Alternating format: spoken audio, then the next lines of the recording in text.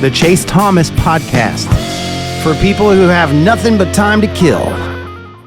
I think it's now just this year taking that next step. Not only is it refinement, but it's just overall development because you haven't necessarily seen those guys hit the field just yet. I agree. Let's do this final one here. One breakout. You only get one, Sam. Do you take Boo Carter breakout in year 2 or an Arion Carter breakout in year 3? You only get one. Who is more important for Tennessee this year? Can I ask a question before this? Yes. Do we get a 100% Jermod McCoy coming back? Ooh, no, because I think that's a TBD. We can't do that. All right, I'm going to take Boo Carter then. I'm going to take Boo Carter. Mainly, in fact, part because of that question I asked you, are we going to get a Jermod McCoy back healthy? And B, I think you've seen a little bit more from Arion Carter, and he's had to have a little bit more put on his plate, I think, so far in his career than maybe a Boo Carter. And that's nothing against what Boo can do on the field. I think that maybe just speaks to the maturity and the overall readiness and development of Arion Carter kind of coming in here. But I will stick with Boo just because I think that secondary, it's not necessarily the biggest worry of mine. I think it's just the spotlight is kind of on them. And I think a lot of that due in part to the McCoy injury, some bodies kind of moving out in those safety roles, some injuries with guys like a Jordan Thomas last year who you felt really, really high on, and then you never really got to see him hit the field for that long. But I'm going to roll with Boo because I think he's a guy that just the versatility that he brings.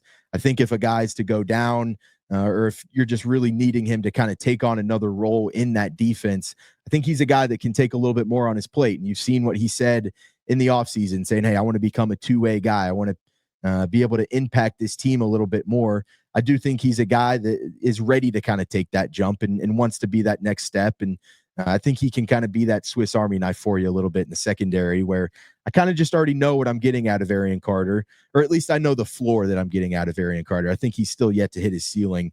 But if we're going with the caveat of maybe not having a 100% Jermod McCoy coming back off of that ACL, I'm going to go with Boo Carter here. Yeah, I mean, I hope Jermod's just 100% ready to go. I would still be careful with him. I would just be like, hey, Georgia is the target date. Like we're not going to need you to beat Syracuse and ETSU. Like, let's just go as slow as humanly possible there and really protect Jermod because you need him for the long haul. And I think what you also saw last year is you have a little bit more depth there than you thought you did with Jalen McMurray being a top 100 PFF corner. If you have to go go Ricky Gibson the third with Jalen, with Colton Hood, who is a sneaky important late addition from Colorado, I think you can live in that world for a little bit and Tennessee be okay. The thing I think about with Arion is he was a super big win at the time. It feels like forever ago when Tennessee had to hold out with the Nick Saban-led Alabama group who was trying to get Arion Carter at the last minute out of Smyrna. And one of the things that is interesting about his spot now is he's had Keenan Peely. Even though Keenan was not able to stay healthy, unfortunately, in the last 2 years, Keenan was the leader of that room and one of the leaders of that defense, one of the guys that Heupel would take to media day. Like, it's just Keenan was the guy. Now you're seeing, like, he spoke with Jake and George at that panel after the orange and white game this spring. Like, it's clear Arion is having a bigger role and it is being asked to be a bigger voice on that defense. There's no way around it because there's so much young talent behind him now. He's the vet in that room.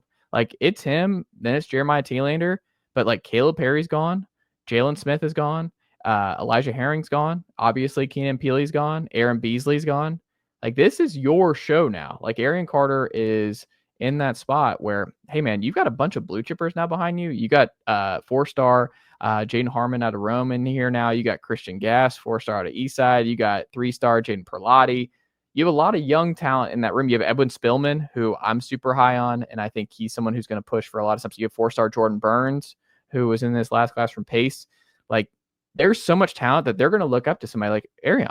And I think there is so much blue chip talent in that room now that it's a big year for him. And like, he's got to become that kind of next man up because guess what? You got talent behind you, guy. Like, it's not like one of those where it's a barren room where we're like, we have to throw Arion Carter into the mix because Tennessee doesn't have a lot of options. Tennessee's got options now. Tennessee's got guys just as talented as Arion Carter. They're younger, but they're just as talented, and they're going to be like just banging on the door too. So I think he has a lot of pressure under him to break out and be that leader of the defense, be the guy with the headset and communicating and knowing where everybody needs to be, being that kind of best player, be that QB of the defense. Like, there's a lot on Arion Carter's shoulders. I think he has the talent to do it, but there's a lot on him. With Boo, he's just the most talented player on Tennessee. And I think his biggest thing is, and I don't know if you agree with this, Sam, but I think it's special teams is going to be the first thing that pops for people. Is Boo on punt returns this year? Like, he should have housed that one against Georgia where Jalen McMurray misses the block on Thorson to spring him. And it's just like, if he has that, he's gone. And Boo is just, he's twitchy. Like, he and Mike Matthews are your twitchiest players who just have a miss quality that a lot of guys just don't have in this league. Part of the reason the Squirrel struggle is he has none of that in the slot. Like, those side to side things with Squirrel, he'd fall over, or he was never making anyone miss. And Brew, God bless him, trying to block for him and trying to help out here. And it's not happening. It was such a wasted play. Like, I hated that play so much, and I'm so glad it's gone. But I think potentially with Boo, if he's playing 15 to 20 snaps on offense, Boo over there, and you have Mike Matthews blocking for him or something, and you are able to put them on the same side and really scare opposing defenses. They're like, oh, are they going to Mike? Or are they going to Boo? Like, there's actual receivers now who can scare you. And Boo has that kind of just that. You have to be careful with how many snaps he's getting ultimately. But, man, he just has a quality where I think he's going to be off the edge. And you're like, you have to account for Boo on third down. It's like, oh, he's going up the line of scrimmage, just Boo blitzing. Is he dropping back into coverage? Like, that star spot is so critical for Tennessee success. But, man, I think he's going to be flying all over the place. Like, I just have no questions about Boo. Boo's going to be a star. Arion has all the talent, but he hasn't put it together yet. Like, we have not seen a complete, like, one of the SEC's best linebackers seasons yet for him. And he has to have it this year. Like, you're the leader now, man. Like, everyone's going to be looking at Arion Carter. No one's looking at Boo like that. They're just like, Boo, just go make plays. Just go do Boo Carter things, and we're happy. Arion has to be a leader.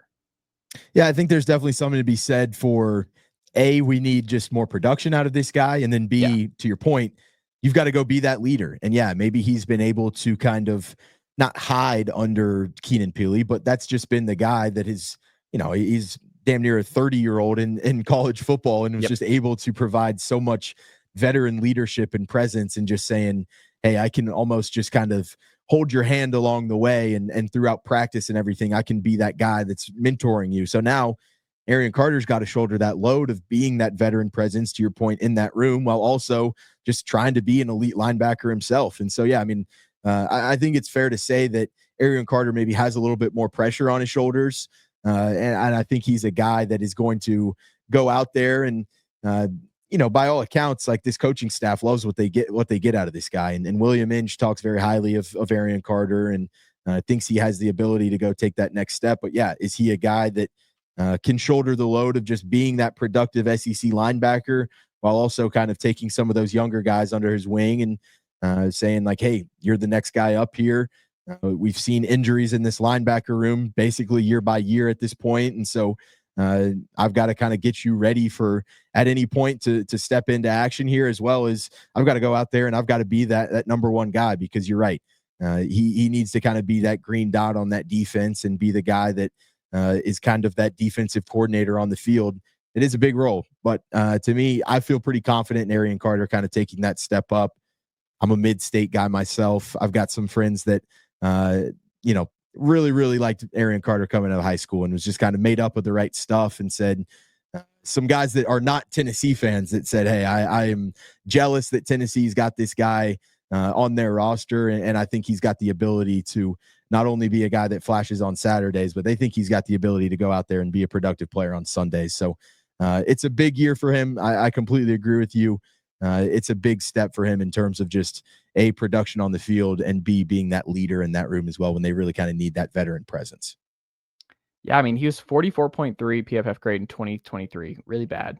2461, which was only 390th out of 700 qualifying FBS linebackers. However, he was a top 100 pass rusher at the spot. So he's elite there as a linebacker. But, man, he's got to be better as a whole. Like, his run defense, 707th out of 800 linebackers. Like, he's got to be a better tackler. He's got to be better on early downs. And he's got to be a leader. Like, Arion Carter has all the talent, but the production has not matched up yet. That doesn't mean it's not going to get there. but this is the year. If you're going to break out, man, like this is the year. You got to do it. And you saw how instinctual Keenan Peely played, and you got to wonder, like, does that rub off on a guy like Arion Carter, to your point, who's got all the physical, raw talent that you want in that position, but is he going to be a guy that kind of bridges that gap between the elite talent and kind of just being able to be that leader on the field and kind of playing 2 steps ahead, having the game a little bit more in slow motion and just knowing, hey, I'm knowing what this defense is throwing at me. I've got the counters to their counters. It's really just up to me to be able to kind of dive into that playbook and really come and be that difference maker. You saw what this Tennessee defense was with Keenan Peely when he was healthy last year, and kind of the somewhat drop off when he was out of the lineup. I think it's probably got to be on the forefront of Arion Carter's mind in the offseason. Let me try and be that Keenan Peely, not only for, the 4 to 5 games that you got him, but for the entire season next year. I think it's a fair point. He's got to definitely shoulder that load when Boo's kind of a guy that can go out there and just talented enough to kind of get by on that raw talent and not necessarily having to take that huge leadership step just yet. I love it. Sam Beer, what can they get? Nicely done, nephew. The Chase Thomas Podcast. Hell yeah.